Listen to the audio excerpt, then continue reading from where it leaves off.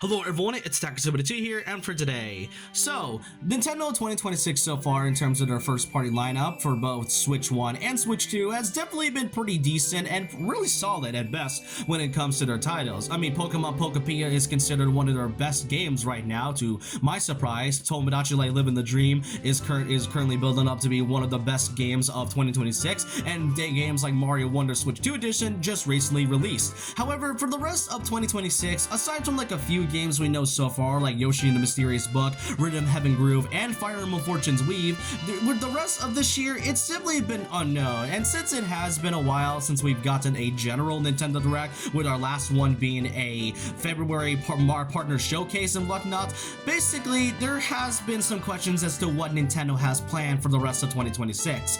But it does seem that we got ourselves a bit of some new information thanks to a very specific user known by Nate the Hate. I've talked about Nate the Hate in this channel quite a few times, and in some of the past instances where Nate the Hate is mentioned, he mostly tends to get some of these predictions and leaks accurately as best as possible, and in many cases they tend to be correct. The last thing he predicted correctly was when we were getting a partner showcase in February, and lo and behold, we managed to get a partner showcase.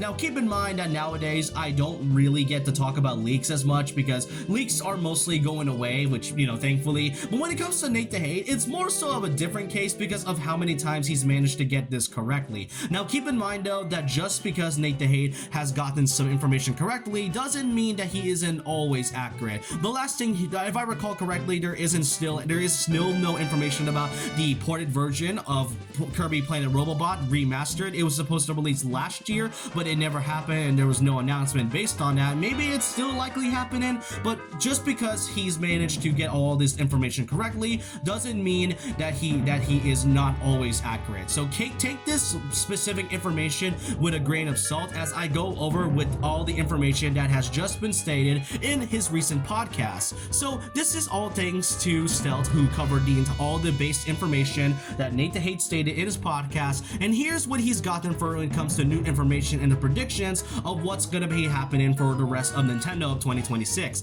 There will not be a general Nintendo Direct until June of this year. A new Star Fox game will be happening in the summer of 2026. It having a really good visuals with a classic style as well as online multiplayer, and might be revealed within next month.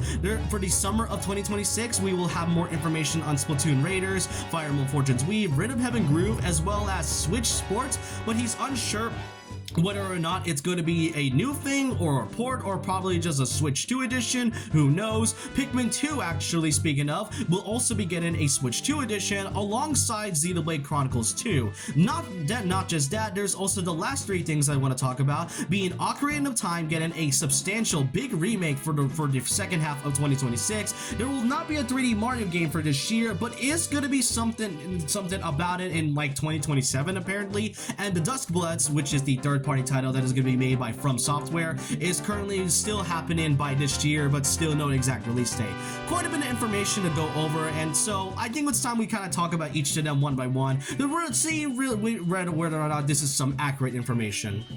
So going over the information from Nate the Hate's podcast, we gotta go over each of them one by one. Splatoon Raiders, Rhythm Heaven Groove, and Fire Emblem Fortune's Weave are first party titles that we know are releasing this year. Splatoon Raiders is definitely a title that has been interesting, but has gotten little information since it was first announced like last July or August. I still can't remember when it was announced. That's just kind of how sudden this whole thing is, and I wouldn't be surprised if it was releasing between like July or August. Rhythm Heaven Groove is definitely especially pretty much needing of information since as of recording this, it is March 27th, and it's been over a year since there has been a single information on Rhythm Heaven. Since Rhythm Heaven Groove is like a new title for the franchise, it definitely is odd for them to be very quiet about this. But meanwhile, Tomodachi Light Living the Dream, a game that was also announced the same time as Rhythm Heaven Groove, has been getting a lot of information as well as an actual release date for it. So it does seem strange for Rhythm Heaven Groove to not getting any information, as for Fire Emblem Fortune's Wave, I don't really think I need to go over it as much. I mean, it is a title that is supposed to get a summer release date. I mean, with Fire Emblem Engage, it came out in January, but the other big title that came before that, Three Houses, was around the summer of 2019. So Fire Emblem Fortune's Wave is another game. Those are like one of the only few games that we know that are coming for this year in terms of a third-party lineup. The next things I want to talk about are some Switch 2 editions, Pikmin 4, Xenoblade Chronicles 2, and Switch Sports. Now, I only played Pikmin 3 Deluxe, so I don't really have much of a substantial or any high knowledge on the Pikmin series, and I did hear, and if I recall correctly, Pikmin 4 has gotten like a free update last year for the Switch 2, so maybe they are trying to do something for the Switch 2 edition of Pikmin 4. I'm not sure what they are going to add. Personally, as I said, I haven't really played much Pikmin aside from Pikmin 3 Deluxe, but hey, if it's getting a Switch 2 edition, I bet a lot of Pikmin fans are going to be happy. Xenoblade Chronicles 2, however, getting a Switch 2 edition.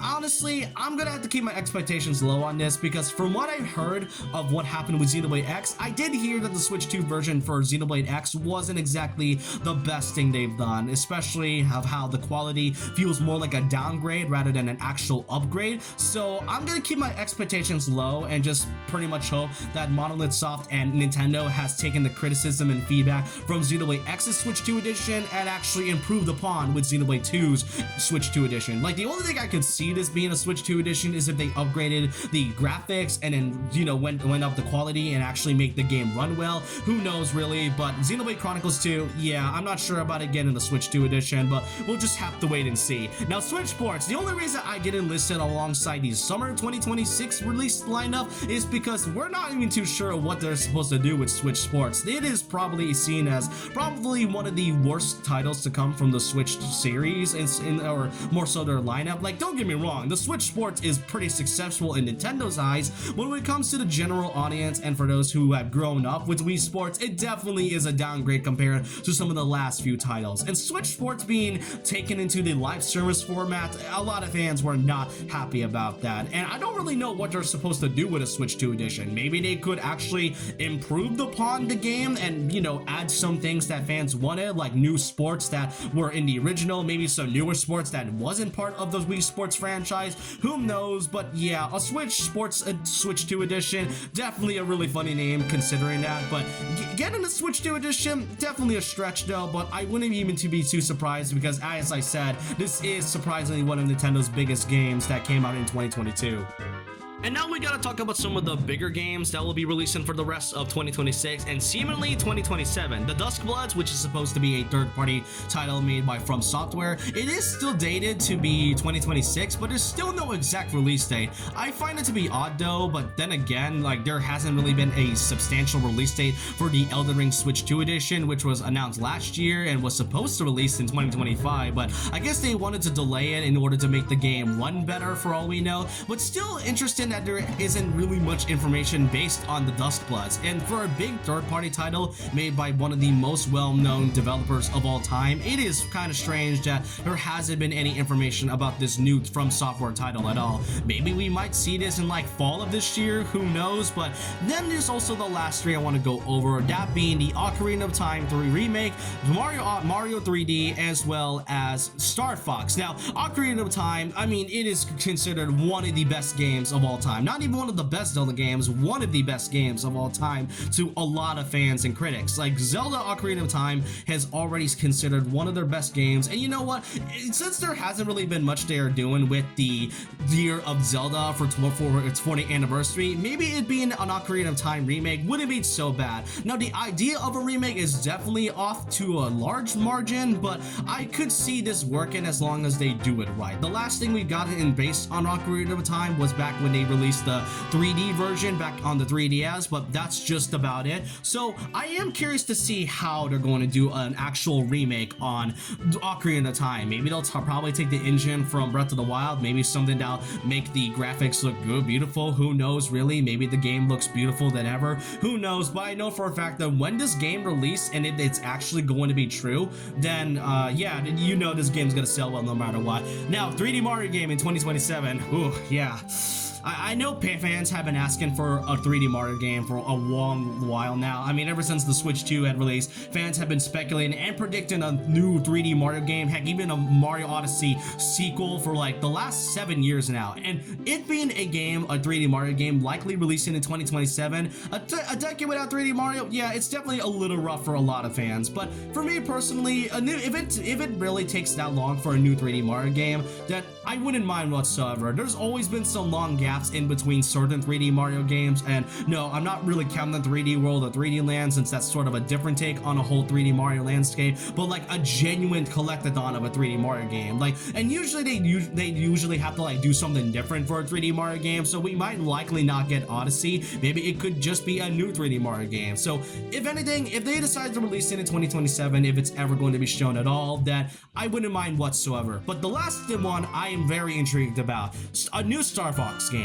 Now, it has been a decade since the release of Star Fox Zero, and no, I'm not counting Starling. I wouldn't be surprised if people have already forgotten about Starling when I mention it, but new Star Fox game is definitely something, and I know some are kind of questioning on whether or not a new Star Fox game is really worth it, especially when the information described it as a classic style. And nowadays, the genre of Star Fox has mostly been going left and right, and with this being on a technically decade hiatus, I feel like this is quite a good time for Nintendo to really show off a series that hasn't really gotten much attention lately. And if you saw from one of my latest videos, I think you kind of know why they likely might do this to begin with. And a new Star Fox game, it'd be really refreshing. As I said, it has been 10 years since we had the release of a new Star Fox game, but I do hope that they decided to do something different with this one. Like, I don't really want this to be like the same thing as like Star Fox 64 or Star Fox 3D, where they mostly tell the same story. Maybe they take elements from Star Fox Adventures or Star Fox Assault. We may not ever know, but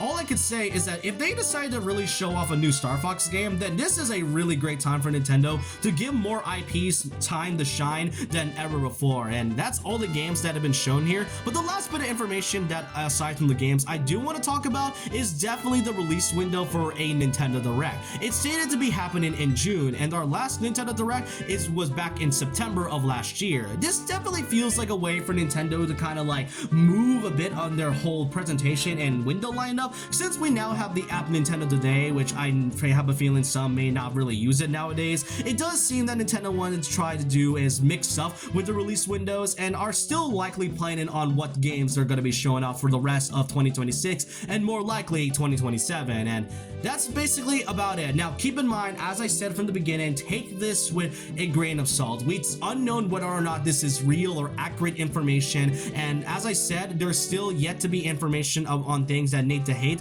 has yet to be revealed, like the Kirby Planet Robobot remaster, for example. So take those with a grain of salt, and not everything has to be accurate. And when it comes to Nate DeHate, I do have some belief in this one, but we're just gonna have to wait and see on what Nintendo has to show us for the next couple months until we see the potential June Nintendo Direct. But let me know all your thoughts and opinions down below on how you feel about all this leak information provided by the podcast. I will leave the link in the description below so you can kind of go listen and see what he has to say about all of it whatsoever. But I want to know all your thoughts and opinions down below on what you think on all the games that has been shown here, as well as the release window to our Nintendo Direct. Do you think this is some accurate information, or would you rather wait and see until Nintendo shows us more information? And so with that, leave a like, comment, subscribe, hit the notification bell for more videos, follow my Twitter and Instagram, and I'll see you guys next time. And remember this, once a legend, always a legend.